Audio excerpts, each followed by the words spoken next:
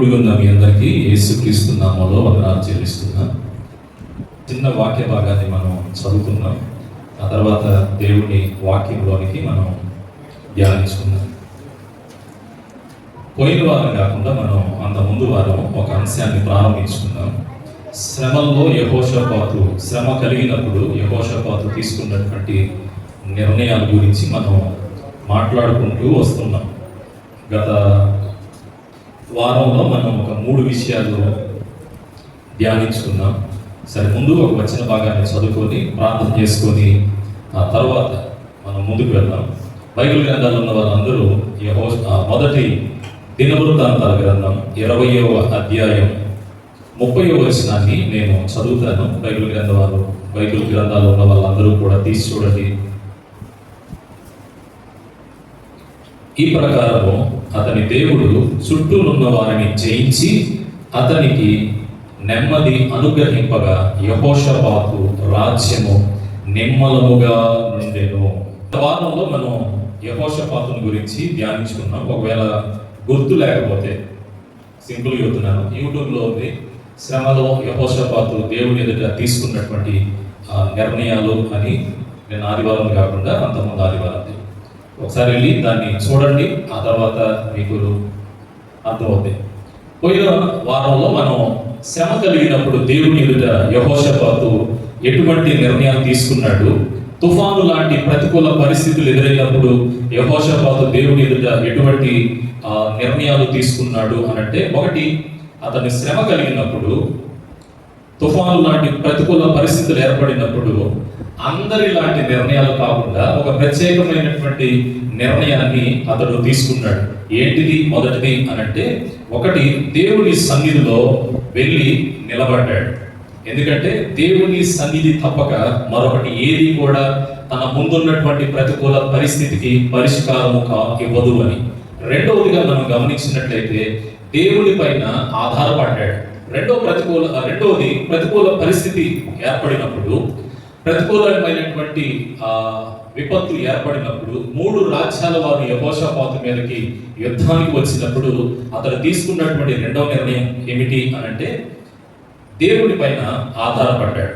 మూడవదిగా మనం గమనించినట్లయితే ప్రతికూల పరిస్థితుల్లో యెహోషాపాతు తీసుకున్నటువంటి 3వ నిర్ణయాన్ని మనం గమనించినట్లయితే, దేవుడి సన్నిధిలోకి వెళ్ళడం మాత్రమే కాకుండా, దేవుని పైన ఆధారపడటం మాత్రమే కాకుండా, మూడవదిగా దేవుని సన్నిధిలో నిలబడినటువంటి అతను దేవుని ఎదుట మోకరించి ప్రార్థన చేశాడు. ఎప్పుడైతే యెహోషాపాతు ఇటువంటి 3 నిర్ణయాలు తీసుకున్నాడో దేవుడు అద్భుతమైనటువంటి ప్రతిఫలము ఇచ్చాడు అని మనం చూస్తూ, పోయిన వారం ప్రార్థన ద్వారా గత వారంలో ఎటువంటి అద్భుతాలు మనం చూడగలిగామనేది ముగింపులో నేను ఒక సాక్ష్యాన్ని చెప్పి ముగించాను. ఈ వారం మరొక 4 విషయాలు చెప్తాను. మొత్తం 7 విషయాలు చెప్తానని అన్నాను కదా. యెహోషాపాతు ప్రతికూల పరిస్థితులు ఏర్పడినప్పుడు అతడు దేవుని ఎదుట తీసుకున్నటువంటి మరొక 4 విషయాలు, మొత్తం 7 విషయాలు. ఇప్పటికి నేను 3 చెప్పాను. ఈ సమయంలో 4, 5, 6, 7 విషయాలు కూడా నేను చెప్పేసేసి నా మాటలు నేను త్వరగా ముగిస్తాను. చూడండి, బైబిల్ గ్రంథాలు ఉన్న వాళ్ళందరూ 18వ వచనం, 20వ అధ్యాయం 18వ వచనాన్ని మనం చదువుకున్నట్లయితే అక్కడ 4వదిగా ప్రతికూల పరిస్థితుల్లో యెహోషాపాతు దేవుని ఎదుట తీసుకున్నది కనబడుతుంది. అప్పుడు యెహోషాపాతు సాష్టాంగ నమస్కారం చేసెను. యోధావారును యెరూషలేము కాపురస్తులను యెహోవా సన్నిధిని సాగిలపడి నమస్కరించింది. దేవునికి స్తోత్రం కలుగును గాక. హల్లెలూయా. యెహోషాపాతుని గురించి మనం ఆలోచన చేస్తే నీలాంటి నాలాంటి సామాన్యుడు కాదు. అర్థమవుతుందా? సహజంగా కష్టం ఎదురైనప్పుడు, ఇబ్బంది ఎదురైనప్పుడు, లేకపోతే ప్రతికూల పరిస్థితులు ఎదురైనప్పుడు ఒక సామాన్యమైనటువంటి వ్యక్తి ఎటువంటి పరిస్థితుల్లో ఉన్నా, ఎంతమంది ఉన్నా కానీ సాగిలు పట్టడం అది పెద్ద విషయమే కాదు. ఒక రాజుగా ఉండి అతడు ఏం చేస్తున్నాడు తెలుసా? దేవుడి సన్నిధిలో సాష్టాంగ పడుతూ ఉన్నాడు. ఒక రాజుగా ఉండి గర్వపడకుండా, అహంకారం లేకుండా తన్ను తాను తగ్గించుకుంటూ దేవుని ఎదుట సాష్టాంగ నమస్కారం చేసి దేవుణ్ణి గణపరిచినట్లుగా చూడగలం. ఎవరైనా సమస్యల్లో నుండి విడుదల పొందాలి అని అనుకున్నప్పుడు, శోధనల్లో నుండి విడుదల పొందాలి అని అనుకున్నప్పుడు, క్షేమ స్థితి ప్రభు ద్వారా మనకి అనుగ్రహించబడాలి అని అనుకుంటే నాలుగవదిగా యెహోషాపాతు జీవితం మనకి తెలియపరుస్తున్న విషయం ఏమిటంటే సాష్టాంగ నమస్కారము చేయటం, లేకపోతే నేనేమంటానంటే దానికి దేవుడి ఎదుట దీనత్వాన్ని కనపరచడం. గర్వం ఉన్నోడు చూడండి, జేబుల్లో చేతులు వేసుకుని చేతులు పెట్టుకుని నిలబడతాడు. అర్థమవుతుందా? అహంకారం ఉన్నోడు తన మాట గంభీరంగా మాట్లాడతాడు. కానీ అంత స్థాయిలో ఉండి కూడా యెహోషాపాతు శ్రమ కలిగినప్పుడు, ప్రతికూలతలు ఏర్పడినప్పుడు ఇప్పుడు ఎలా ఉన్నాడు తను అనంటే, దేవుని సన్నిధిలోకి వెళ్ళి తన దేశానికి, తన ప్రజలకి క్షేమస్థితి కలగాలి అని అంటే తను తీసుకున్నటువంటి నిర్ణయం ఏంటంటే తన గర్వాన్ని పక్కన పెట్టాడు, తన హోదాన్ని పక్కన పెట్టాడు, తాను ఏమై ఉన్నాడో అన్నిటినీ కూడా పక్కన విడిచిపెట్టి తాను దేవుడి ఎదుట దీనత్వాన్ని కనపరుస్తూ ఉన్నాడు. తగ్గింపు మనసును ప్రభు ఎదుట చూపిస్తూ ఉన్నాడు. దేవునికి స్తోత్రం కలుగును గాక. సంఘము ఈ విషయం నుండి మనం గుర్తుపెట్టుకోవాల్సింది ఏంటంటే, మనల్ని మనం హెచ్చించుకున్నప్పుడు, మనల్ని మనం పొగుడుకుంటా ఉన్నప్పుడు, నేను అందరికంటే యోగ్యుడును అని భావించినట్లయితే ఎప్పటికీ వారి జీవితాలలో దేవుని కార్యాలు అనేది చూడలేము. ఒకవేళ చూడాల్సి వస్తే అది ఎప్పటికీ కూడా ఆలస్యంగానే మార్చబడుతూ ఉంటుంది. అది మన భక్తి జీవితంలో కావచ్చు, ఏ విషయంలోనే కావచ్చు. మనలో గర్వం ఉన్నప్పుడు యెహోషాపాతు రాజుగా ఉండి అందరికంటే యోగ్యుడిగానే ఉన్నాడు, కానీ తన యోగ్యతను చూపించుకోవాలా. హెచ్చించుకోవాల్సిన దగ్గర హెచ్చించుకోవడానికి ఇష్టపడట్లా. హెచ్చించుకోవాల్సిన దగ్గర నాకంటే దేవుడు గొప్పవాడు, నేనున్నటువంటి పరిస్థితుల్లో దేవుడు తప్పక నాకు ఒక వేరే మార్గం అనేది లేదు అని తలచినటువంటి యెహోషాపాతు దేవుని దృష్టికి తగ్గించుకొని విధేయత చూపించి గర్వాన్ని పక్కన పెట్టి తన దీనత్వాన్ని ప్రభువు దగ్గర కనపరుచుకుంటున్నాడు. నేటి దినాలలో చాలా మందిలో కనబడుతున్నటువంటిది ఏంటంటే డంబము కనబడుతూ ఉంది. నేను ఎంత చదువుకున్నాను, నా సంపాదన ఎంత, నేను ఎంత, నా సంపాదన ఇది, నేను ఈ ఉద్యోగం చేస్తున్నాను, నేను ఈ వ్యాపారం చేస్తున్నాను, నాకు ఆస్తి ఎంత ఉంది, నాకు ఎంత పలుకుబడి ఉంది, నేను ఫోన్ చేస్తే నాకు జరగనంటూ ఏమీ లేదని తమ హోదాను చూపించుకునేవాళ్ళు. తాము ఏమై ఉన్నారో తను చూపించుకోవడం కోసం ధార్మికాన్ని ప్రదర్శించేటటువంటి వాళ్ళు మనకి చాలా మంది కనపడతానే ఉంటారు. ఇలాంటి వాటిని బట్టి చాలా సార్లు మనల్ని మనం హెచ్చించుకుంటూ ఉంటాం, కలిగి ఉన్న దాన్ని బట్టి. అయితే బైబిల్ గ్రంథం ఏమంటుందంటే మత్తయి సువార్త 23వ అధ్యాయం 12వ వచనంలో ఎవరైతే తమకు కలిగి ఉన్న దాన్ని బట్టి హెచ్చించుకుంటారో, ఎవరైతే తమకు కలిగి ఉన్నటువంటి స్థితిని చూపించుకోవాలని అనుకుంటారో, అక్కడ ప్రభు ఇలా అంటున్నాడు, సాక్షాత్ యేసు ప్రభు తన్ను తాను హెచ్చించుకున్నవాడు తగ్గించబడతాడు, తన్ను తాను తగ్గించుకున్నవాడు హెచ్చింపబడతాడు. నిన్ను నీవు హెచ్చించుకుంటే దేవుడు నిన్ను తగ్గిస్తాడు. నిన్ను నువ్వు గొప్పగా చాటుకోవాలనుకుంటే, నీ ప్రాధాన్యతను చూపించాలి అని అనుకుంటే దేవుడు మిమ్మల్ని తగ్గించడం ప్రారంభిస్తాడు. నీ ప్రాధాన్యతను పక్కన పెట్టు, నీ హోదా ఏమై ఉందో పక్కన పెట్టు. దేవుని సన్నిధిలో నీవు ఇప్పుడు ఎటువంటి పరిస్థితుల మధ్యలో ఉన్నావో, నీ స్థితి ఏమైందో, నీ స్థాయి ఏమైందో అన్నీ కూడా ఎప్పుడైతే నువ్వు పక్కన పెట్టుకుంటావో అప్పటి నుండి దేవుడు నిన్ను హెచ్చించడం మొదలు పెడతాడు. నీ ప్రతికూల పరిస్థితులను దేవుడు తొలగించడం మొదలు పెడతారు. ఎవరైతే తన స్థితిని, తన హోదాని పక్కన పెట్టి దేవుని కొరకు తగ్గించుకుంటారో వారిని గురించి బైబిల్ ఏమంటుందంటే, యెషయా గ్రంథం 66వ అధ్యాయం 2వ వచనంలో 2వ భాగాన్ని మనం గమనించినట్లయితే, ఎవడు నా సన్నిధిలో దీన మనసు గలవాడే నా మాట విని వణుకుచూ ఉండెనో వాని మీద నేను దృష్టి నిలుపుతాను. దేవునికి స్తోత్రం కలుగును గాక. ఎవరైతే తన స్థితిని పక్కన పెట్టి, తన హోదాని పక్కన పెట్టి, వారు ఏమై ఉన్నారో అనేది పక్కన పెట్టి దేవుని సన్నిధిలోకి, ఇది దేవుని ఆలయముగా అనేటటువంటి భావనతో వచ్చి కూర్చున్నట్లయితే, అటువంటి తగ్గింపు జీవితం గల వారిని గురించి, అటువంటి విధేయత కనపరిచేటటువంటి వారిని గురించి దేవుడు ఏమంటున్నాడంటే, నేను వారి మీద దృష్టి ఉంచుతాను అని అంటున్నాడు. అంటే దేవుడు తన సన్నిధికి వచ్చినటువంటి వారి అందరి మీద దేవుడు దృష్టి ఉంచడా అని అంటే ఖచ్చితంగా ఉంచడు. మరి ఎవరి మీద దృష్టి ఉంచుతాడు అని అంటే, ఎవరైతే దేవుడి సన్నిధిలో తగ్గించుకుంటారో, ఎవరైతే దేవుడి సన్నిధిలో తమ గర్వాన్ని పక్కన పెడతారో, హోదాని పక్కన పెడతారో, సమస్తాన్ని పక్కన పెట్టి నేను కాదు, నా దేవుడు నాకంటే గొప్ప అనేటటువంటి భావనతోటి కూర్చుంటారో దేవుడు వారి మీద దృష్టి ఉంచుతాను అని అంటున్నాడు. దేవుడికి స్తోత్రం కలుగును గాక. హల్లెలూయా, హల్లెలూయా.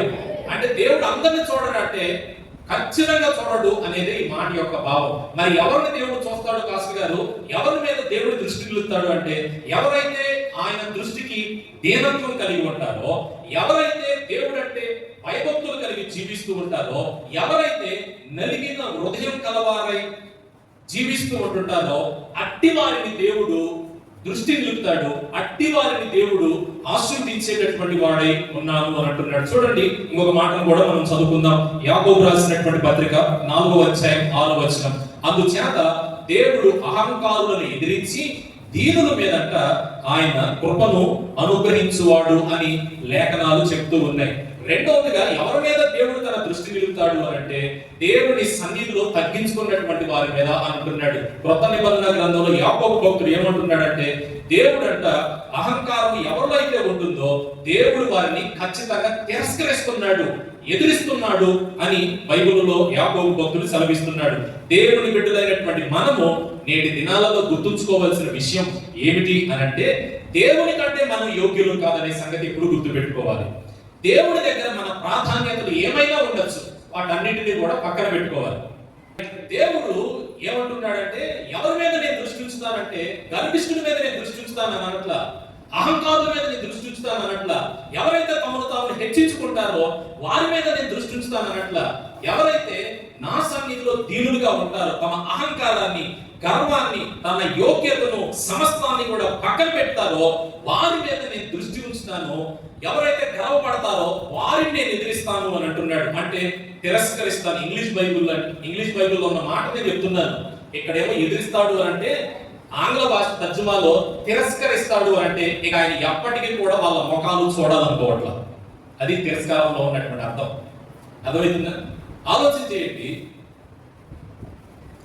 మన యోగ్యత ఏమైనా ఉండొచ్చు, మన ప్రాధాన్యత ఏదైనా ఉండొచ్చు, ప్రభు సన్నిధికి వచ్చిన తర్వాత మన జీవితం ఎలా ఉండాలంటే వాటన్నిటిని పక్కన పెట్టుకొని మన ప్రాధాన్యత, మన యోగ్యత ఏదైనా ఉండొచ్చు, దేవుని మెచ్చుకునేటట్లుగా మనం దేవుడి సన్నిధిలో ఉండాలి. దేవుడికి కలగాలి, అయ్యో ఈ వ్యక్తికి ఎంత ఉన్నా గానీ చూసావా ఎంత తగ్గించుకుంటున్నాడు, ఈ వ్యక్తి చూడసావా ఎంత నా సన్నిధిలో విధేయతగా కనపరుస్తూ ఉన్నాడో, ఈ వ్యక్తి చూసావా నేనంటే ఎంత భయపడుతున్నాడో అనేటటువంటి మాట ప్రభుకి కలగాలి. ఒక సందర్భంలో వాస్తవానికి అతని గురించి రాయబడినటువంటి ప్రవచనం ఏంటంటే, అహాబు గురించి నిశ్చయముగా నాబోతు ఎక్కడైతే సచ్చాడో, నాబోతుని ఎక్కడైతే చంపారో, ఎక్కడైతే కుక్కలు నాబోతు యొక్క రక్తాన్ని నాగినాయో మీ పరిస్థితి కూడా అదే అని అన్నాడు ప్రవక్త. అయితే ఎప్పుడైతే ఆ మాట విన్నాడో యెజెబెలుకి నెత్తికెక్కింది కాబట్టి గర్వం, ఆ మోకరించి ప్రార్థన చేయలేదు. భయము దేవుడి మాట అంటే, ఎందుకంటే ఇశ్రాయేలీయుడు కదా, దేవుడు అంటే ఎరిగినవాడు కదా అహాబు, దేవుని యొక్క సార్వభౌమాధికారాన్ని తెలుసుకున్నటువంటి వాడు కదా. వెంటనే దేవుడి సన్నిధిలో మోకరించి కన్నీళ్లు విడిచి ప్రార్థన చేసినప్పుడు దేవుడు ఏమంటున్నాడు తెలుసా? ఆహాబు ఆహాబు చూసావా నువ్వు ఎంత విధేయుడిగా, ఎంత లోబడి కన్నీళ్లు గార్చి ప్రార్థన చేస్తా ఉన్నాడో, అయితే ఇతని కాలంలో నేను ఆ శాపాన్ని రానివ్వకుండా తన పిల్లల మీదకి నేను రానివ్వబోతున్నాను అని అన్నాడు. అంటే మన తగ్గింపు మన జీవితాలలోకి తీసుకొచ్చేటటువంటి మేలు ఏమిటి అని అంటే, మన మీదకి రావాల్సినది ఏదైనా కావచ్చు, కీడు కావచ్చు, ఏదైనా కావచ్చు, అది రానివ్వకుండా రసమాటి అది దూరం చేస్తుంది. దేవునికి స్తోత్రం కలుగును గాక. హల్లెలూయా. బైబిల్ గ్రంథంలో తన స్థితిని, తన స్థాయిని, తన హోదాని అంతటిని పక్కన పెట్టుకొని తగ్గించుకున్నటువంటి ఒక వ్యక్తిని చూద్దాం.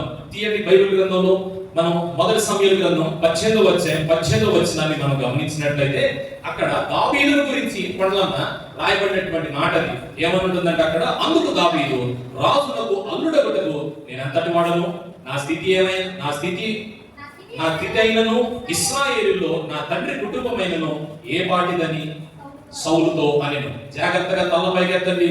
దావీదు ఈ మాట అంటానికి ముందు జరిగినటువంటి ఒక విషయం ఏంటంటే, సౌలు వల్ల కాల గొలియాతును చంపడం.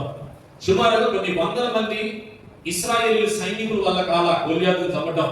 కేవలం ఒక టీనేజ్, ఒక యవ్వనానికి తక్కువ, బాల్యానికి ఎక్కువ వయసులో ఉన్నటువంటి దావీదు ఎప్పుడైతే గొలియాతును దేవుని పేరట యుద్ధానికి వెళ్లి గొలియాతును చంపేశాడో, ప్రజలందరూ కూడా దావీదుని ఎంతగా కనపరిచారు అంటే, దావీదుకు 10,000 కొలది అని అన్నారు, సౌలుకేమో 1,000 కొలది అని అన్నారు. ఆ తర్వాత సౌలు చేసినటువంటి ఒక ప్రమాణం ఏంటంటే, ఎవరైతే గొలియాతుని హతమారుస్తారో వాళ్ళకి నా రాజ్యంలో సగం, అలాగనే నా కుమార్తెని ఇచ్చి వివాహం చేస్తాను అని అన్నాడు.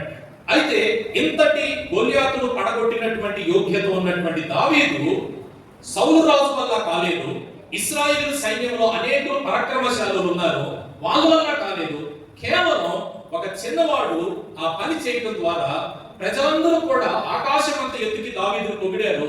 కానీ పొగడబడినటువంటి దావీదు, నేను చూసావా, నాకు తిరుగులేదు అని ఎక్కడా గర్వపడలా. ఏమంటున్నాడు తెలుసా? మనం చదువుకుంటే, నేను రాజును కల్లుడు అవ్వడానికి నాది ఏ పాటిది, నా స్థితి ఏంటి, నా తండ్రి ఇంటి ఏంటిది, నా తండ్రి ఇల్లు అంత యోగ్యమైనదా అని తన్ను తాను తగ్గించుకుంటూ ఉన్నాడు. నేను ఇందా చెప్పాను కదా, యేసుప్రభు మత్తయి సువార్త 23వ అధ్యాయంలో ఎవరైతే తన్ను తాను తగ్గించుకుంటారో దేవుడు వాళ్ళని గణపరచువాడై ఉన్నాడు. దావీదు తన్ను తాను తగ్గించుకున్నాడు కాబట్టి దావీదు యొక్క సింహాసనాన్ని దేవుడు బహు గొప్పగా ఆశీర్వదించాడు. దేవుడికి స్తోత్రం కలుగును గాక. ఇటువంటి పరిస్థితుల్లో తగ్గించుకున్నటువంటి యెహోషాపాతు జీవితాన్ని మనం ఆలోచన చేస్తే, శ్రమ కలిగినప్పుడు, తుఫాను లాంటి ప్రతికూలత ఏర్పడినప్పుడు యెహోషాపాతు తీసుకున్నటువంటి నిర్ణయం ఏమిటంటే, నా హోదా కాదు, నా ప్రఖ్యాతి కాదు, నా ఘనత కాదు, నేనేమై ఉన్నానో అవన్నీ కాదు ఇప్పుడు చూపించుకోవాల్సింది. నేను చూపించుకోవాల్సింది ఏంటిది అనంటే, ఇప్పుడు నేను కనపరచాల్సింది దేవుని ఎదుట నా దీనత్వాన్ని, నా తగ్గింపు నేను చూపించినట్లయితే దేవుడు నా తగ్గింపును బట్టి గొప్ప విజయాన్ని ఇస్తాడు అని భావించాడు. దేవుడికి స్తోత్రం కలుగును గాక. ఐదవదిగా, శ్రమ కలిగినప్పుడు, ప్రతికూల పరిస్థితులు ఏర్పడినప్పుడు ముగ్గురు రాజులు యెహోషాపాతు జీవితం మీదకి యుద్ధాన్ని ప్రకటించినప్పుడు, ఐదవదిగా యెహోషాపాతు దేవుడి సన్నిధిలో తీసుకున్నటువంటి ఐదవ నిర్ణయం ఏమిటి అనంటే, 20వ అధ్యాయం 20వ వచనం 2వ భాగాన్ని నేను చదువుతాను. యెహోషాపాతు నిలవబడి, 2వ దినవృత్తాంతాల గ్రంథం 20వ అధ్యాయం 20వ వచనం 2వ భాగం.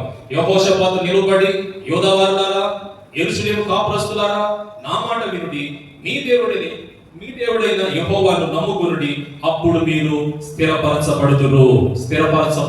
దేవుడికి స్తోత్రం కలుగును గాక. హల్లెలూయా. ఎప్పుడైతే రాజుకు శ్రమ కలిగిందో, ప్రతికూలత ఏర్పడిందో, వెంటనే రాజు తీసుకున్నటువంటి ఐదవ నిర్ణయం ఏమిటి అనంటే, ఇశ్రాయేలు ప్రజలారా మీరు దేవుణ్ణి నమ్ముకోనండి, ఇశ్రాయేలు ప్రజలారా మీరు దేవుణ్ణి నమ్ముకోనండి అని ఇశ్రాయేలు ప్రజలందరికీ కూడా గొప్ప చాటింపుని వేయించడం మొదలు పెట్టారు. ఆ దినాలలో ఇశ్రాయేలీలు ఈ ప్రతికూల పరిస్థితి ఏర్పడినప్పుడు శత్రువులను బట్టి చాలా భయపడిపోయారు. వాస్తవానికి ముగ్గురు దేశాల వాళ్ళు యుద్ధానికి వస్తే సుమారుగా సైన్యం 1,00,000 మంది కంటే ఎక్కువే ఉంది శత్రువులు. అసలు ఏం చేయాలి రాజు?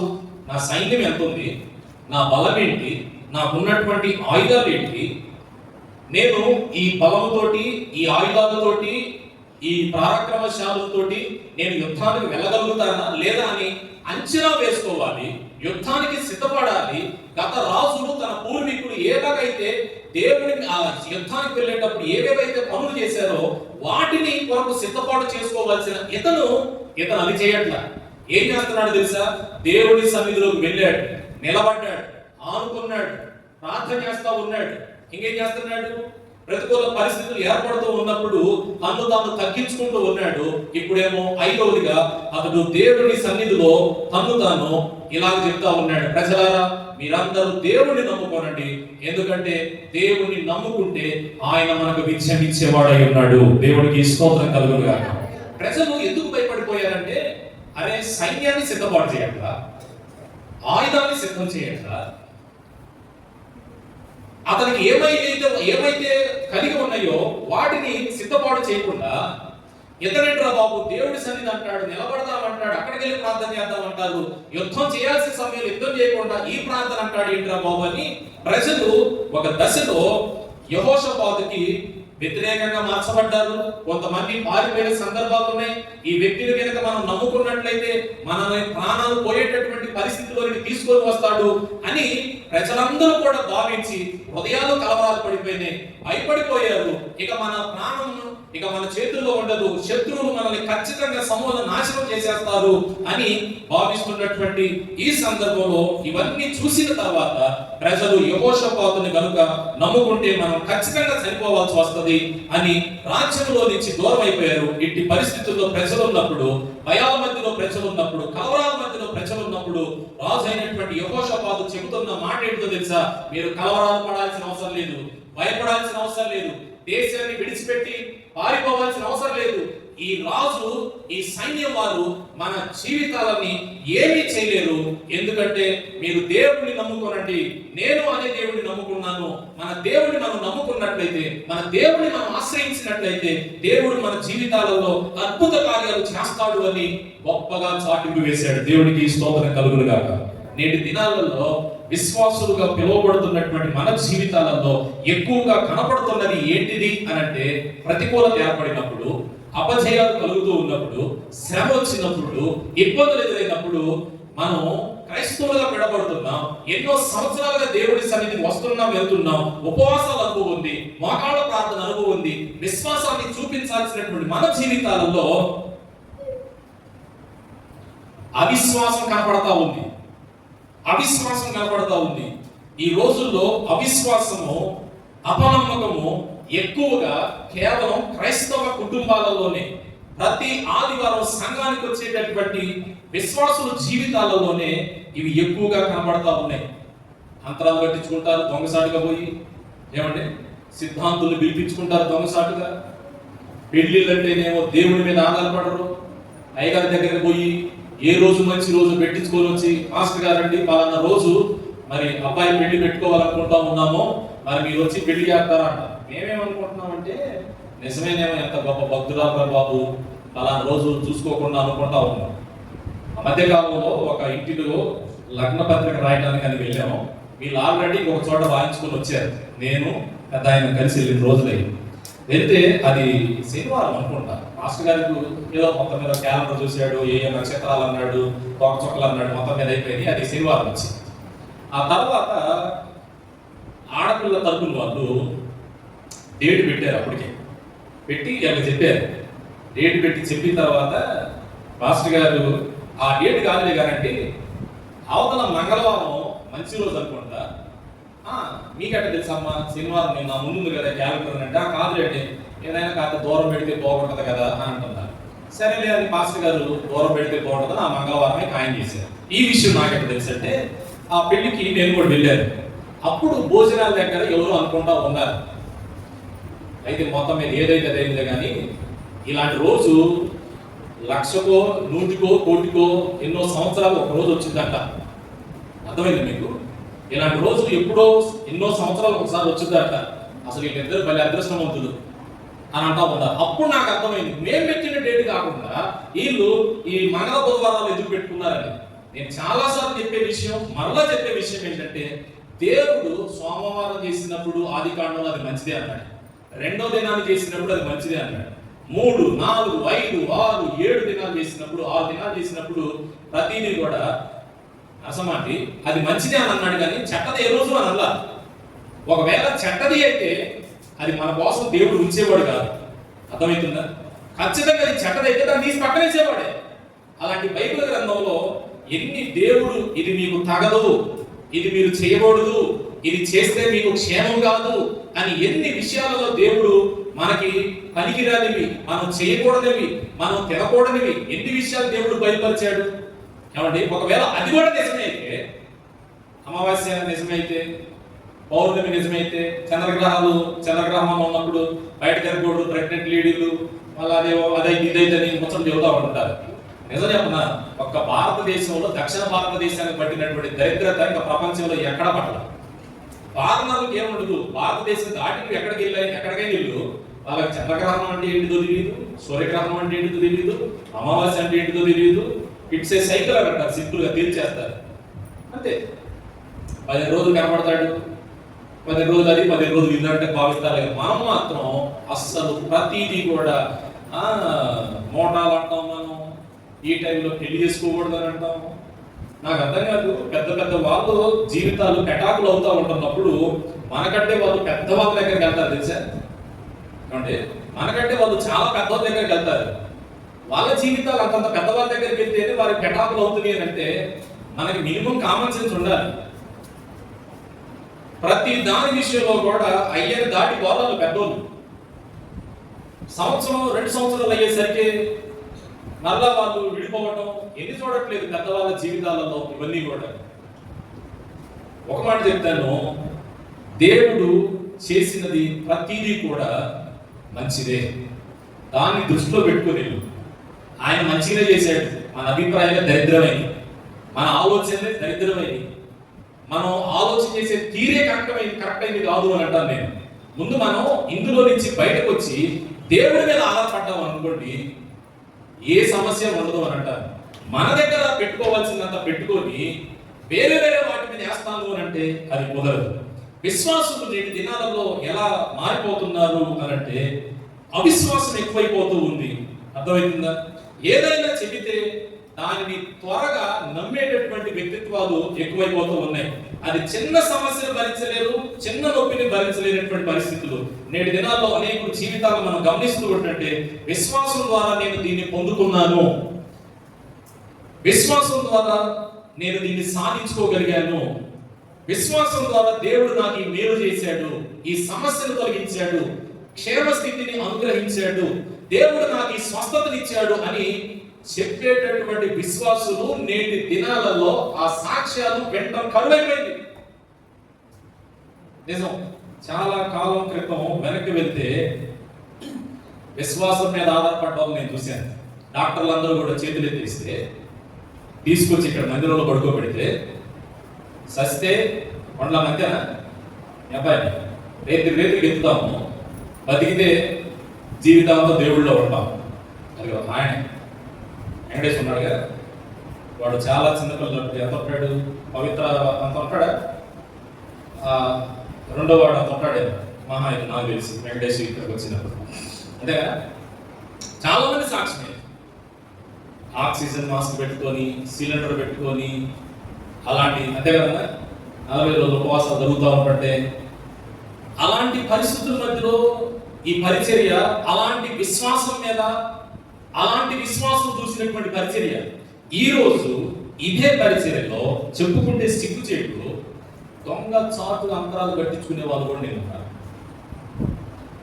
దొంగ చాటుగా ఎవడైతే చెప్తే అది చేసే వాళ్ళు ఉన్నారు. ఏమైపోయింది ఆ విశ్వాసం, ఏమైపోయింది ఆ నమ్మకం దేవుడి మీద?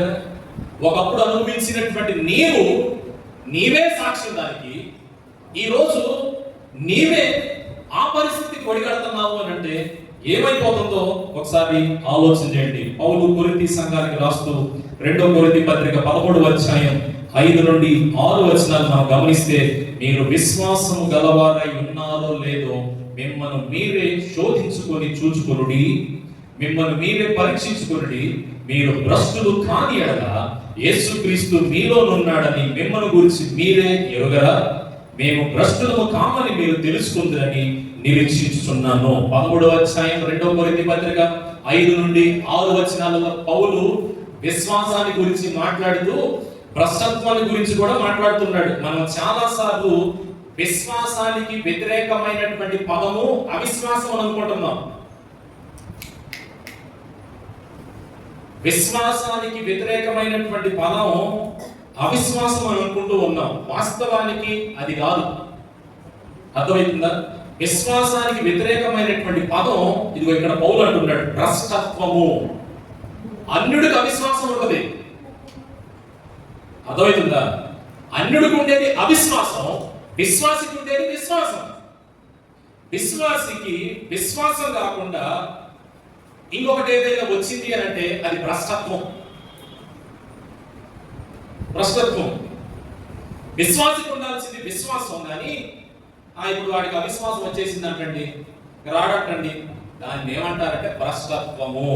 వాత వేయబడిన మనస్సాక్షి, మారనటువంటి స్వభావము. అన్యుడికి అవిశ్వాసం ఉంటుంది. అన్యుడి దగ్గరికి వెళ్ళి దేవుడు నమ్ముకో బ్రదరు, దేవుడు నిన్ను బాగు చేస్తాడని చెప్పండి, ఏమంటాడు? వదిలేండి, నేను హాస్పిటల్ తీసుకుని వెళ్తామని అంటారు. దేవుడి ద్వారా మేలు పొందినటువంటి వ్యక్తి దగ్గరికి వెళ్ళి, ఎన్నో చూశాం కదా మనం ఈ పరిచయంలో ప్రార్థన చేస్తా ఉంటుంటే అద్భుతాలు, ఇప్పుడు ఏంటి నువ్వు ఈ పని చేస్తున్నావంటే మా తెలిసి ఆయన చెప్పేదేంటి, మాకు తెలియదైంది, మేము చూడలేదేంటి, నా జీవితంలో కూడా చేశాడు అంటాడు. పోయి ఏదో ఒకటి చేసుకొని వస్తా ఉంటాడు. దాన్ని భ్రష్టత్వం అని అంటాడు పౌలు. అందుకే పౌలు అంటున్నాడు చివరి వచనాల్లో, మేము భ్రష్టులము కామని మీరు తెలుసుకుందురని నిరీక్షించుచున్నాను అని అంటున్నాడు. ఒక మాట చెప్పి నేను ఆరోధనలో వెళ్తాను. లూకా సువార్త 18వ అధ్యాయం 18వ వచనంలో యేసు ప్రభు అంటున్న మాట, నేటి దినాలలో ఎందుకు విశ్వాసులలో భ్రష్టత్వం వస్తుంది అని అంటే, యేసు ప్రభు ముందే చెప్పాడు 18వ వచనం లూకా సువార్త. ఆయనలో మనిషి కుమారుడు వచ్చినప్పుడు 18:8 నాది పొరపాటు, క్షమించాలి. 18వ అధ్యాయం 8వ వచనం. ఆయనలో మనిషి కుమారుడు వచ్చినప్పుడు ఆయన భూమి మీద విశ్వాసము కనుగొనునా ఉందా అన్నమాట. చివరి రెండో భాగంలో ఉంటుంది. ఆయనను మనిషి కుమారుడు భూమి మీదకి వచ్చినప్పుడు విశ్వాసము కనుగొనున్న ఈ వచనాన్ని నేటి దినాలతో మనం పోల్చుకోవచ్చు. ఖచ్చితంగా సరిపోతుంది. ఇందాక నేను చెప్పానే, ఒకప్పుడు చచ్చే వాళ్ళు కూడా బ్రతికారు, లాభం లేదన్న కూడా ఇప్పటికీ బ్రతికే ఉన్నారు. అందరూ కూడా చేతులు ఎత్తేస్తే దేవుడు అద్భుతం చేశాడు. అంత విశ్వాసం, అంత అద్భుతాలు, అంత కార్యాలు అనుభవించినటువంటి వాళ్ళు ఈరోజు ఇలాంటి చేస్తున్నారు అని అంటే కొంచెం బాధాకరంగానే ఉంటుంది. అర్థమవుతుందా? ప్రభు అంటున్నాడు, మనిషి కుమారుడు వచ్చేటప్పుడు విశ్వాసాన్ని కనుగొనగలుగుతానా అంటే అది ఎవరో గురించి చెప్పట్లా. ప్రతి ఆదివారం మందిరానికి వచ్చేవాళ్ళు, పల్లారాధన తీసుకునేవాళ్ళు. అర్థమవుతుందా? పరిశుద్ధంగా జీవించేటటువంటి మన కొరకు గురించి ప్రభు మాట్లాడుతున్న మాట ఏంటో చెప్పనా? మనలో దేవుడు మధ్యాకాశానికి వచ్చినప్పుడు విశ్వాసులలో విశ్వాసాన్ని కనుగొనగలుగుతానా? ఈరోజు ఎంత మందిలో ఒకప్పుడు ఉన్నటువంటి విశ్వాసం ఉంది చెప్పండి. ఏమండి,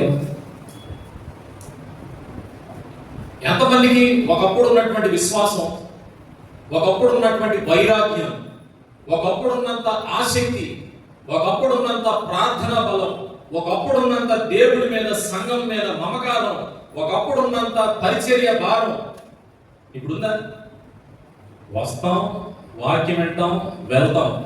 ఒక్క పావు గంట కనుక టైం ఎక్కువైతే ఇక టైం చూపిస్తే యాడ మనకి మీద నెత్తి మీద మొట్టికాయలు వేస్తాడు ఇవ్వడానికి ముఖం అంతా చిరాగ్గా పెడతా ఉంటారు. ఒకప్పుడు 10 గంటలకు ప్రారంభమయ్యి 2 గంటల దాకా కూడా జరిగింది ఇదే స్థలం. రేత్రి 8 గంటలకు బల్లారాధన స్టార్ట్ అయ్యి సంజయ్ తెల్లవారు 3-4 అయ్యేది తెలుసా మీకు?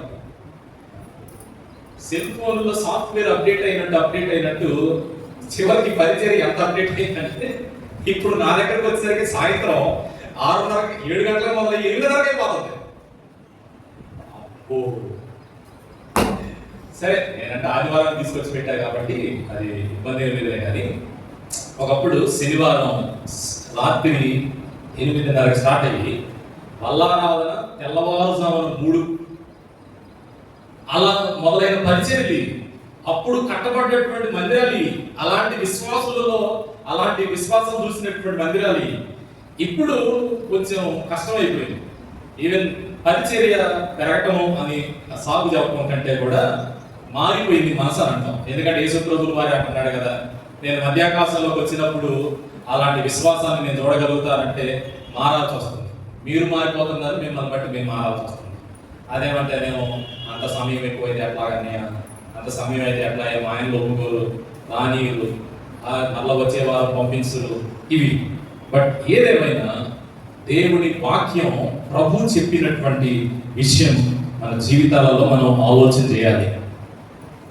ఆలోచన చేయండి, ఒకప్పుడు మన విశ్వాసం ఏ పరిస్థితుల్లో ఉంది, ఇప్పుడు ఎలా ఉంటుంది. ఈ పరిచయ ప్రారంభంలో విశ్వాసం మీద ఆధారపడి పొందుకున్నటువంటి వాళ్ళు నేను చాలా చూశాను. విశ్వాసం మీద ఇల్లు లేనటువంటి వాళ్ళు ఇల్లు కట్టుకోగలిగారు. సరిపోయే పరిస్థితుల్లో ఉన్న వాళ్ళు కూడా దేవుడి కృప వల్ల బ్రతికిన వాళ్ళు ఉన్నారు. అంతంత మాత్రం జీవించినటువంటి వాళ్ళు గొప్పగా కలిసి వచ్చేటటువంటి స్థితిలోకి వెళ్ళిన వాళ్ళు నేను చూశాను. అభివృద్ధి చూశాను, సాతాను పోగొట్టుకున్నారు, మంచి ఆరోగ్యాన్ని పొందుకుంటా ఉన్నారు. అయితే నేటి దినాల్లో చాలా మందిలో ఆ రోజుల్లో ఉన్నటువంటి విశ్వాసం నేడు కనపడట్లా. కారణం ఏంటంటే 18వ అధ్యాయం 8వ వచనంలో ఆ మాట యొక్క ఉద్దేశం ఇప్పుడు నెరవేర్చబడుతుందని చెప్పచ్చు. ఆయన వచ్చినప్పుడు విశ్వాసము కనుగొనగలలా అంటే ఇప్పుడు మన జీవితాలే ఆ మాటకి సాక్ష్యం. మన జీవితాలే ఆ మాటకి సాక్ష్యం. ట్యాబ్లెట్ వేసుకోమంటే వేసుకోకుండా రోగాలు పోగొట్టుకోమని కూడా నేను చూశాను ఆ రోజు. అసలు హాస్పిటల్ ఎంత చెప్తాను కానీ ట్యాబ్లెట్లు వేసుకుంటే మహాపాపం అన్నట్లుగా ట్యాబ్లెట్ వేసుకోలేదని కూడా నేను చూశాను. ఎప్పటికీ ఉన్నారు దేవుడి కృపను బట్టి ఆ భక్తులు ఎప్పటికీ నేను చూశాను. బట్ ఏదేమైనా మనం విశ్వాస విషయంలో జాగ్రత్తగా ఉండాలి. వెనక్కి వెళ్దాం. యెహోషాపాతు జీవితాన్ని మనం గమనించినట్లయితే 5వదిగా ప్రతికూలత ఏర్పడినప్పుడు ఇబ్బంది కలిగినప్పుడు, గొప్ప సైన్యం తన ముందు నిలబడినప్పుడు 5వదిగా యెహోషాపాతు చేసినటువంటి పని ఏంటంటే దేవుడి మీద నమ్మకం ఉంచాడు. ఆ నమ్మకం దేవుడు కార్యాలు చూచేటట్లుగా చేసింది. 6వ దానిలోకి వెళ్తున్నాను. 20వ అధ్యాయం 21వ వచనం 2వ దినవృత్తాంతాల గ్రంథంలో శ్రమ కలిగినప్పుడు, ప్రతికూలతలు ఏర్పడినప్పుడు యెహోషాపాతు దేవుని ఎదుట తీసుకున్నటువంటి 6వ నిర్ణయం ఏమిటి అని అంటే, మరియు అతడు జనులను హెచ్చరిక చేసిన తరువాత యెహోవాను స్తుతించుటకు గాయకులను ఏర్పరిచి వారు పరిశుద్ధ అలంకారాలను ధరించి సైన్యము ముందర నడుచుచు యెహోవా కృప నిరంతరముండును, ఆయన స్తుతించుడి అని స్తోత్రము చేయుటకు వారిని నియమించిన. 6వదిగా యెహోషాపాతు రాజు ప్రతికూల పరిస్థితి ఏర్పడినప్పుడు, తుఫాను లాంటి పరిస్థితులు తన ముందున్నప్పుడు తీసుకున్నటువంటి 6వ నిర్ణయం ఏమిటి అని మనం ఆలోచన చేస్తే దేవుణ్ణి స్తుతించడం ప్రారంభించాడు. తల పైకెత్తండి, కాస్త అలాగా కళ్ళు నలుపుకొని నిద్రపోతే. కష్టాలలో ఉన్నప్పుడు, కష్టం వచ్చినప్పుడు, ప్రతికూలత ఉన్నప్పుడు, శ్రమ వచ్చినప్పుడు దేవుణ్ణి ఆరాధించడం. అసలు దేవుణ్ణి ఆరాధించగలుగుతామా? జరుగుతా? శ్రమ వచ్చినప్పుడు దేవుణ్ణి ఆరాధించడం సాధ్యమేనా? కష్టం వచ్చినప్పుడు దేవుణ్ణి ఆరాధించడం సాధ్యమేనా? దేవుణ్ణి గణపరచడం సాధ్యమేనా? మీరు చెప్పండి. అప్పుడప్పుడు బల్లారాధనలు మిస్ అవుతా ఉంటుంటారు. కొన్నిసార్లు ఎందుకు మందిరానికి రాలేదు అని అంటే చెప్పే కారణం ఏంటంటే తలనొప్పి వల్ల రాలేకపోయానండి అని అంటారు, నడుము నొప్పి వల్ల రాలేకపోయాను అని అంటారు, బాగోలేదు అని అంటారు. ఆ బాగోకపోవడానికి లక్ష్మాంటి కారణం ఏంటిదో చెప్పాలి. కాస్త మనసు బాగోలేదు అని అంటారు. ఇంటి దగ్గర కూర్చొని ఏం చేస్తారు చెప్పండి? బ్యాచ్ అంతా కూడా ఏం చేస్తారు చెప్పండి? మీరు చెప్పండి. ఆడవాళ్ళు తలపైకి మీరు చెప్పండి. తలనొప్పి గుట్టి నడులిపులతోటో అలిసిపోయో మనసు బాగోకో అయ్య మీద అలిగి అమ్మ మీద అలిగినప్పుడు చేసేది ఏంటి? మీరు ఇంటి దగ్గర కూర్చొని మీరు చెప్పండి అని ఏం చేస్తారు? మీరు టీవీ పెట్టుకొని మంచి సినిమా కూడా పెట్టుకొని పండ్లన్నా ఏం చేస్తాం? కూర్చొని ఆడం, మందు పిల్లలు వేసుకొని పడుకొని ప్రార్థన చేయం. కంపల్సరీగా చేయండి ఏంటి చెప్పనా? బాగోనప్పుడు ట్యాబ్లెట్ వేసుకొని మంచం మీద పడుకోనైనా కానీ మనం ప్రార్థన చేయం. చేసేది ఏంటంటే ట్యాబ్లెట్ వేసుకుంటాము, తల కింద 4 దిడ్డులు పెట్టుకుంటాము, అట్ట టీవీ కనబడేటట్లుగా అలాగ పడుకుంటాము. చేతల్లో అందుబాటులో రిమోట్ ఉన్నా కానీ ఒక పనివాడుగా పిల్లవాడునో పారినో మందిరానికి పోయావు కానీ అరే మందిరానికి పోయారు నువ్వు అని చెప్పి ఆ రిమోట్ ఇచ్చిపో అని చెప్పి ఇక అరిగిపోయిన దాకా బట్టలను నొక్కుతూనే ఉంటది. చూసిందే చూసి అబ్బా సరిగా రావట్లేదే ఈ ఛానల్ అని మరలా అవసరమైతే వాడి ఫోన్ నెంబర్ ఆడలే, మా టీవీ రావట్లేదే అని చర్చి అయిపోయి ఇంటికి వచ్చే టయానికి టీవీ సెట్ చేస్తుంది, అన్ని సెట్ చేస్తుంది. ఎందుకు రాలేదు? ఇంకొంతమంది ఉన్నారు మన సంఘంలో. నేను ఎండాకాలం కదా, పూట చర్చికి రాలేను, వద్దులే పేరు పేరు చండాలం ఉండాలి కానీ చింతపెట్టలాటలు, ఈ అష్టాచర్మలాటలు, పేకాట దగ్గర కూర్చోవటాలు. నిజం చూసినే నేను చెబుతున్నాను. నేను గాంధీ చెట్టు కింద, యాప్ చెట్టు కింద, అరుగుల దగ్గర, పంచాయతీ రాడి వీళ్ళు చేసే పనులన్నీ కూడా మందిరంగా రాకుండా చేసే పనులు. ప్రతికూల పరిస్థితి ఏర్పడినప్పుడు, సమస్య ఎదురైనప్పుడు యెహోషాపాతు దేవుడి ఎదుట తీసుకున్నటువంటి నిర్ణయం ఏమిటి అని అంటే, నేను దేవుడిని స్తుతించాలి. దేవుడిని స్తుతించడానికి ఇష్టపడ్డారు. ఎవరైనా కష్టాల్లో ఉన్నప్పుడు, శ్రమల్లో ఉన్నప్పుడు ఆరాధించడం కష్టమే. కానీ మన ముందున్నటువంటి ఒక రాజు శ్రమ కలిగినప్పుడు, ప్రతికూలతలు ఏర్పడినప్పుడు తాను చేస్తున్నటువంటి పని తను మాత్రమే చేయకుండా, ప్రజలారా మీరందరూ కూడా దేవుడి సన్నిధిలోకి వెళ్ళి కీర్తనలతోనూ దేవుణ్ణి స్తుతించండి అని అంటూ ఏదైతే అసాధ్యమైనదో దానిని సాధ్యం చేయించగలిగాడు. ఒక కొత్త విషయాన్ని ఆ రోజుల్లో దావీదు తర్వాత ఏదైనా ప్రజలకి పరిచయం చేశాడు అంటే అది యెహోషాపాతు రాజే.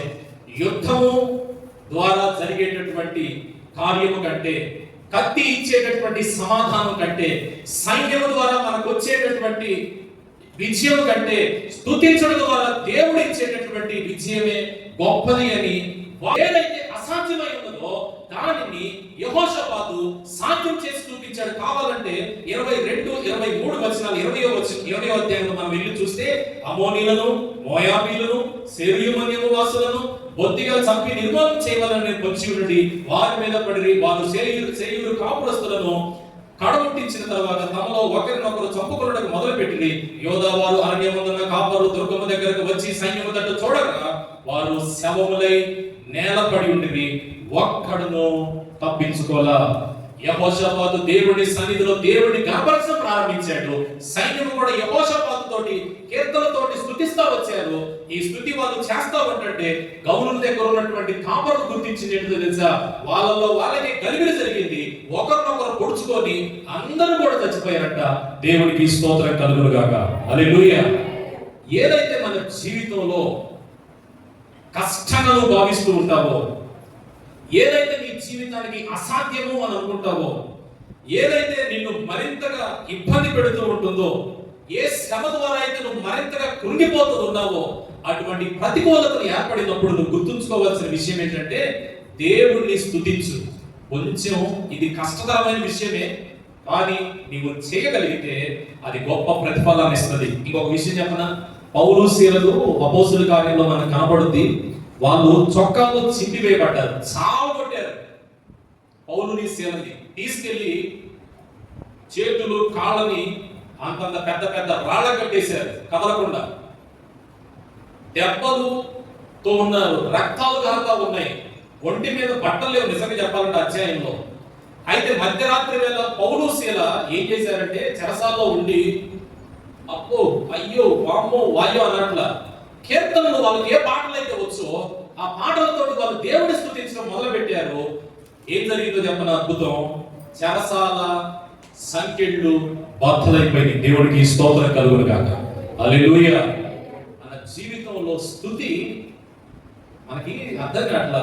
దేవుడిని స్తుతించండి, తెల్లవారుజామున దేవుడు వాక్యాలను జ్ఞాపకం చేసుకుంటా ఆయన ఆరాధన చేయండి అని అంటే మనం లేచేసరికి సూర్యుడు కూడా వస్తాడు. లైలాండ్ బండికి 50-60 మంది కలిసి మిరపకాయలకు పోయే వాళ్ళు కూడా సగం సాగు పడతారు కూడా. లేదా ఇంకొకటి కూడా ఉంది మనం ఉన్న దరిద్రం, ప్రార్థనకి లెగండి అని అంటే ప్రార్థనకి లెగరు. అర్థమవుతుందా?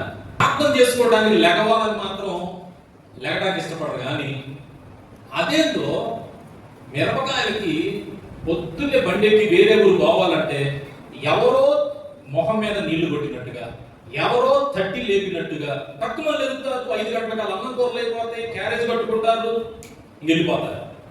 ప్రార్థనకి మనం ఎందుకు అంత సమయం ఇవ్వలేకపోతున్నామో నాకు అర్థం కావట్లా.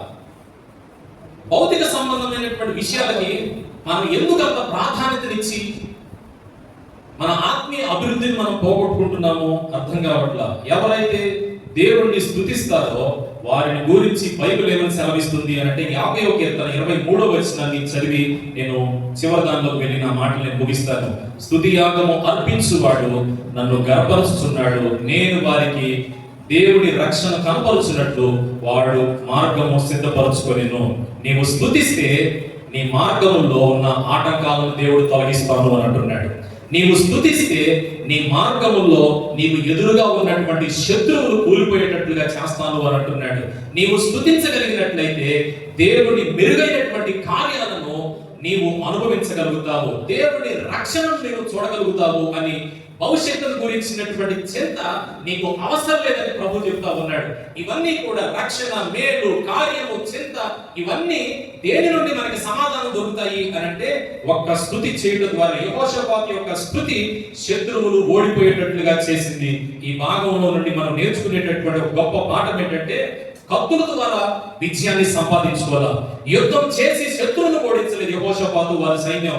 వీరు యుద్ధ నేర్పరి వలనో లేకపోతే వారి యొక్క ప్రణాళికల ద్వారానో శత్రువుల మీద దాడి చేయలేదు, కానీ కేవలం స్తుతించడం ద్వారా మాత్రమే విడుదల పొందుకోగలిగారు, స్తుతించడం ద్వారా మాత్రమే నెమ్మది పొందుకున్నారు. ఈ మాటలు వింటున్నటువంటి మనం మన జీవితాల్లో గుర్తుపెట్టుకోవాల్సిన విషయం ఏమిటంటే ప్రతి దినము స్తుతించేయుట అది మనకి మంచిది, మనకి మంచిది. కష్టం వచ్చిందా దేవుని స్తుతించడం నేర్చుకో. ఇబ్బంది కలిగిందా దేవుని స్తుతించు. శోధన వచ్చినా దేవుని స్తుతించు. ఇబ్బందుల్లో ఉన్నావా దేవుని స్తుతించు.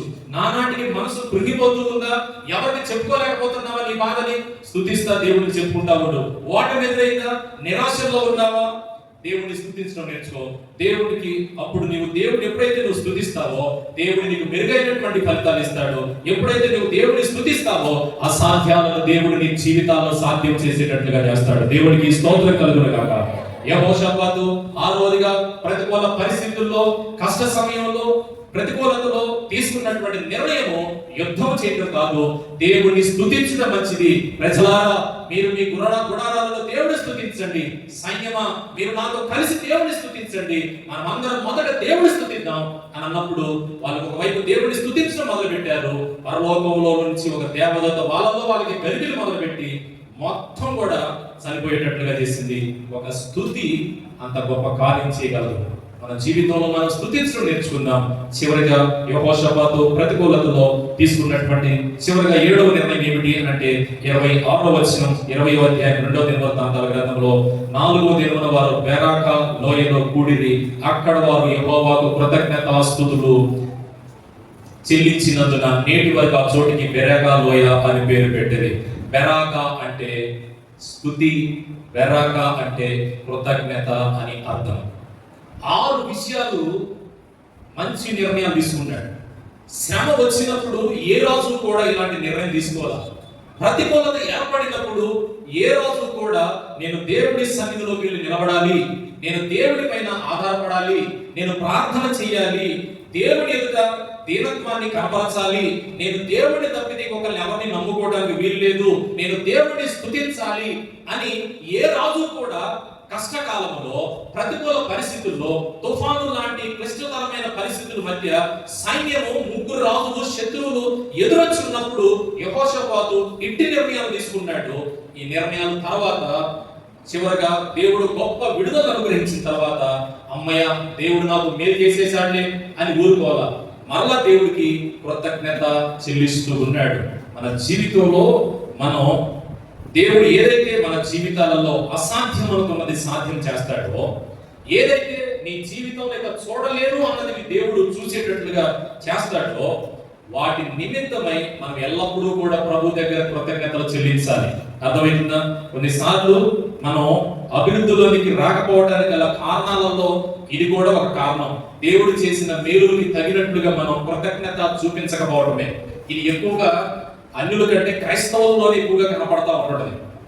మైక్లో చెప్పి బాగుంది కానీ అప్పుడప్పుడు నేను ఎక్కువగా పేపర్లో, న్యూస్లో నేను చూసేది ఏంటో తెలుసా? వ్యాపారవేత్తలు వాళ్ళ వ్యాపారం బాగా జరిగిందనుకోండి, వాళ్ళు ఊరుకోరు. ఏం చేస్తారు చెప్పనా? బాగా ఉన్నోళ్ళైతే తిరుపతికి వెళ్ళి ఒక కిరీటమో, పట్టు వస్త్రాలు, వాళ్ళ సామర్థ్యాన్ని బట్టి వాళ్ళు అలాగా చెల్లించుకొని వస్తారు. కాస్తే వాళ్ళు బిగ్ షాట్లు అనుకోండి, వెంటనే ప్రెస్ వెళ్ళి మూతి దగ్గర ఈ మైకు పెడతారు. ఎందుకు వచ్చారు అంటే జస్ట్ క్యాజువల్ గా దర్శించుకోవడానికి వచ్చాను. మరి దేవుడికి అంత ఇచ్చారంటే నా జీవితంలో ఈ సంవత్సరం దేవుడు ఎంతో చేశాడు కాబట్టి నేను ఈ కొంచెం ఇచ్చుకోవడానికి వచ్చాను అని అంటారు. అన్యుడికి కృతజ్ఞత ఉందండి. నిజం చెప్పాలంటే లక్ష్మణ్కి అన్యుడికి ఉంది కానీ కృతజ్ఞత క్రైస్తవులకు లేదు. నిజంగా చెప్పాల్సి వస్తే క్రైస్తవులకి కృతజ్ఞత లేనటువంటి జీవితాన్ని జీవిస్తున్నారు. అందుకనే మనం అభివృద్ధి రాకపోవడానికి మన జీవితాలలో కారణం ఏంటంటే దేవుడు చేసిన స్థాయిలో మనం కృతజ్ఞత చూపించుకోకపోవడమే. దేవుడు మన జీవితాలు ఎన్నో చేస్తున్నాడు, మనం మాత్రం కృతజ్ఞత చూపించుకోలేనటువంటి పరిస్థితుల మధ్యలో ఉన్నాము. అయితే యెహోషాపాతు మనలాగా లేడు. దేవుడు సమాధానం ఇచ్చిన తర్వాత కూడా ఒక లోయ దగ్గరికి వెళ్ళాడు, ఒక బలిపీఠం కట్టాడు. ఇశ్రాయేలుకి కృతజ్ఞత చెల్లించేటటువంటి ఆచారం ఏంటిది అంటే, వాళ్ళు ఎక్కడైతే దేవుడి చేత మేలు పొందుకుంటారో అక్కడ యాజకులు వస్తారు, యాజకులు తమ పనిని చేస్తారు, 12 రాళ్లతో ఒక బలిపీఠం కడతారు, శ్రేష్టమైనటువంటి బలి పశువులు తీసుకొని వచ్చి వధించి అక్కడ దేవుడు చేసినటువంటి గొప్ప కార్యానికి ప్రతిఫలంగా ఈ రూపంలో వాళ్ళు కృతజ్ఞత చెల్లిస్తూ ఉంటారు. యెహోషాపాతు చేసింది కూడా అదే. బెరాకా లోయ దగ్గరికి వెళ్ళిన తర్వాత యెహోషాపాతు చేసినటువంటి పని అది. దేవుడు దగ్గరికి నేను వెళ్ళాను, దేవుడి సన్నిధిలో నేను నిలబడ్డాను, దేవుడి పైన ఆధారపడినప్పుడు, ఆయనకు ప్రార్థన చేసినప్పుడు, ఆయన సన్నిధిలో నా దీనత్వాన్ని నేను కనబరుచుకున్నప్పుడు, ఆయనను మాత్రమే నేను నమ్ముకున్నప్పుడు, ఆయనకు నేను స్తుతించినప్పుడు నా జీవితంలో, నా ప్రజల జీవితంలో అసాధ్యము అని అనుకున్నది దేవుడు సాధ్యపరిచాడు. కాబట్టి ఇట్టి సాధ్యము జరిగించిన దేవుడికి నేను ఓరకుండను అని. అది లోయే, కానీ అది ఎటువంటి స్థలమా? అది లోయ, పల్లపు ప్రాంతమా, అనుకూలంగా ఉందా, అననుకూలత చూసుకోవాలా? దేవుడిని స్తుతించటకు ఇదే మంచి తరుణం అని అనుకొని దేవుడిని స్తుతించడం మొదలు పెట్టారు. యెహోషాపాతు జీవితం ఈ పూట మనకి ఒక గొప్ప ఆదర్శనీయం అని అంటారు. ప్రతికూలతలో ఈ 7 నిర్ణయాలు రాజు జీవితాన్నే మార్చేసి దేవుడికి స్తోత్రం కలుగును గాక.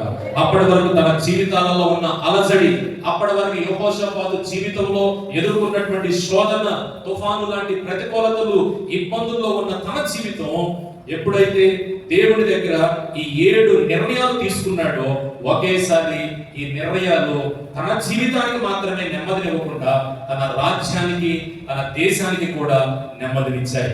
ఒకసారి ఆలోచన చేయండి. ఈ మాటలు వింటున్నటువంటి నీవు, నేను ఎటువంటి పరిస్థితుల్లో అయినా ఉండొచ్చు, యెహోషాపాతు తీసుకున్నట్లుగా మనం దేవుడి సన్నిధిలో నిలబడాలి అనేటటువంటి నిర్ణయం తీసుకున్నట్లయితే, దేవుడి మీద నేను ఆధారపడాలి అనే నిర్ణయం తీసుకున్నట్లయితే, ప్రతికూలత వచ్చినప్పుడు ప్రార్థన తప్పక ఇంకొకటి ఏది నాకు వద్దు అని ఆలోచన చేసినట్లయితే, దేవుడి సన్నిధిలో నీ పేరు, ప్రఖ్యాతి, నీ ఘనత ఎంతైనా ఉండొచ్చు, దాన్ని పక్కన పెట్టి దేవుడి దగ్గర దీనత్వాన్ని కనబరిచినట్లయితే, దేవుడు నమ్ముకోవడానికి చాలా మంది ఉన్నారు నీకు, కానీ వారెవరు కూడా ఆశ్రయించడానికి ఈ సమయంలో కాదు అని అనుకుని దేవుడినే మనం నమ్ముకున్నట్లయితే, దేవుడి దగ్గరికి వెళ్ళి మనం స్తుతించినట్లయితే, దేవుడు చేసినటువంటి మేలుకి మనం కృతజ్ఞత కలిగి ఉన్నట్లయితే, దేవుడు యెహోషాపాతుకి ఇచ్చినట్లుగా విజయాన్ని మన జీవితాలకి, మన కుటుంబ జీవితాలకి, మన సంఘ బిడ్డలకి కూడా దేవుడు అట్టి కృపను అనుగ్రహించునుగాక.